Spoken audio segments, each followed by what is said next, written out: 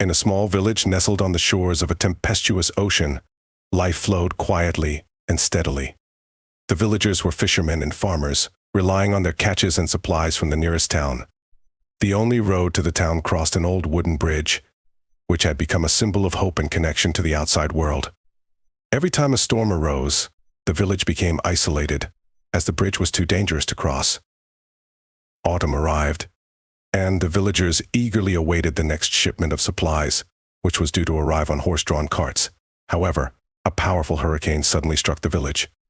The wind howled, the rain poured continuously, and the sea raged. Days turned into nights, and the weather showed no signs of improvement. A week later, it became clear that the food supplies were running out, and the hopes for the shipment vanished with the destruction of the bridge. The village elder, a wise and gray-haired man named Peter, gathered all the men for a council in the large hut in the village center. Everyone was anxious and worried. "We must do something," Peter began, looking around at everyone. "We need to send 2 people to the town for supplies, but who will risk their lives in such weather?" After a short discussion, 2 young and brave men, Tom and William, volunteered.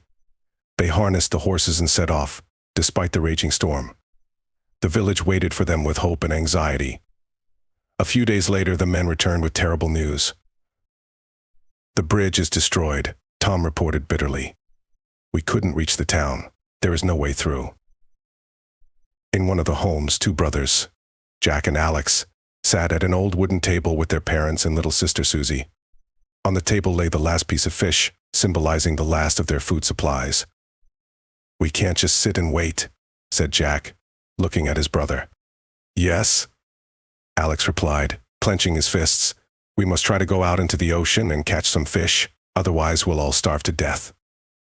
Their parents, Mary and Robert, looked at their sons with worry and concern. "The weather is too bad," Mary said anxiously, tears shining in her eyes. "We can't lose both of you." "We understand the risks, Mom," Jack answered firmly, looking at his mother. "But we have no other choice. We have to try." Little Susie, crying, came up to her brothers and hugged them. "Be careful," she whispered, burying her face in Alex's shoulder. "I don't want to lose you." The next morning, as the sun barely began to peek through the clouds, the brothers took their father's old boat and set off on their journey across the ocean. The waves were enormous, and each stroke of the oars was a struggle. They rowed further and further, despite the fatigue and fear, determined not to give up. "We need to reach the reef," Jack shouted through the roar of the waves and rain. "No one has fished there, and we have a better chance of catching something." When they finally reached the reef, the weather improved slightly. The rain continued to pour, but the wind had died down. They cast their bait into the water and began to wait, hoping for a miracle. The hours dragged on endlessly, but there were no fish. "We need to head back," Alex said, desperately looking around. "There's nothing here, and we could drown if the storm picks up again." "Wait," Jack urged. "Give it a little more time. Maybe we'll get lucky." Suddenly, Alex's line began to pull with immense force. "Fish! Fish!" he shouted, gripping his rod tightly.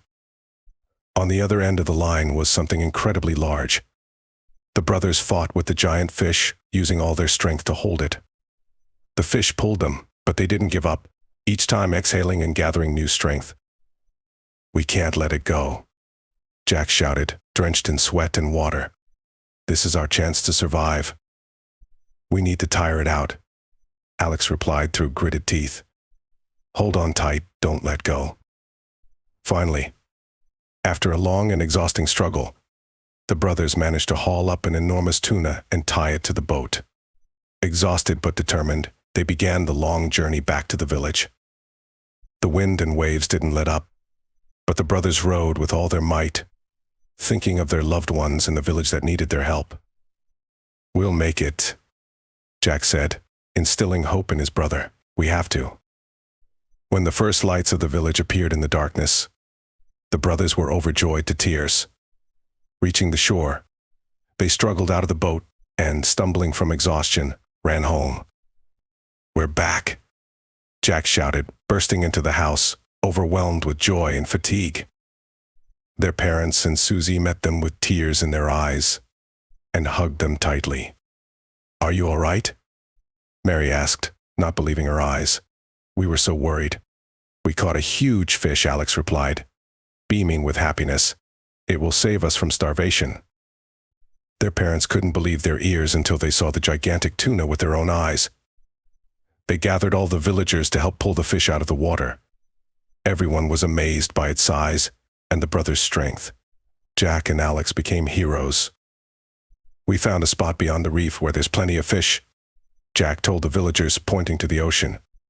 "We should try again, and the village will survive." The next day, inspired by the brothers' success, the village men went to the new spot and returned with a decent catch. Although their fish wasn't as big as the tuna caught by Jack and Alex, it was enough to feed everyone. The village was saved. The villagers thanked Jack and Alex for their bravery and selflessness. Now they knew where to fish and no longer feared starvation, even in the toughest times. "You are true heroes," Peter said, congratulating the brothers. "Your courage and determination saved our village."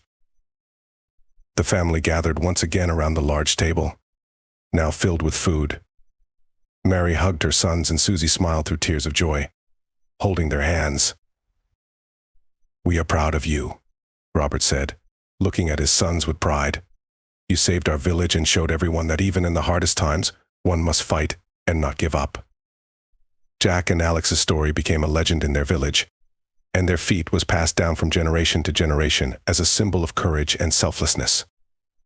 Every time a storm began, the villagers remembered the two brothers who bravely ventured into the open ocean to save their loved ones and community.